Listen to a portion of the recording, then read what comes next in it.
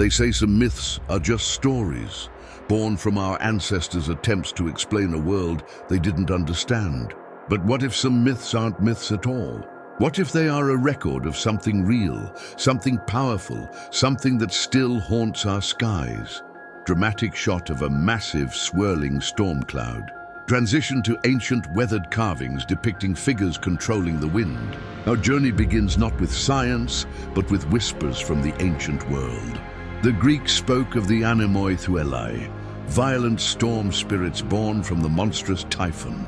These were not gentle breezes. They were demons of destruction, chaos given form. They were the tempests that splintered ships and leveled homes. For centuries, we dismissed these as mere personifications of nature's fury. But what if the ancients weren't just telling stories?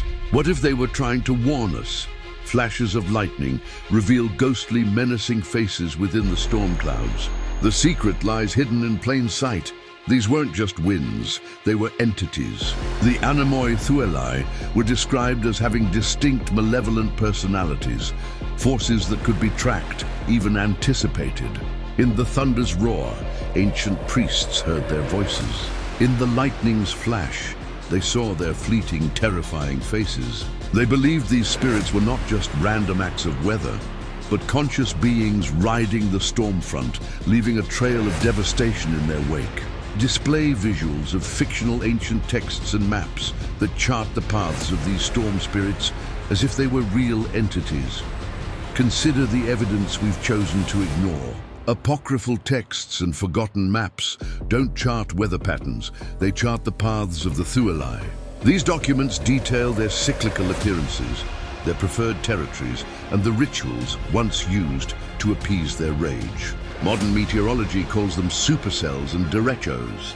Ancient cartographers gave them names, charting their movements across the Aegean Sea as one would track a migrating beast. A powerful sequence showing a modern city's skyline being battered by a fierce storm, with the ethereal, monstrous form of a storm spirit visible within the tempest. Now look at our world. Look at the unprecedented storms that batter our coastlines and rip through our cities.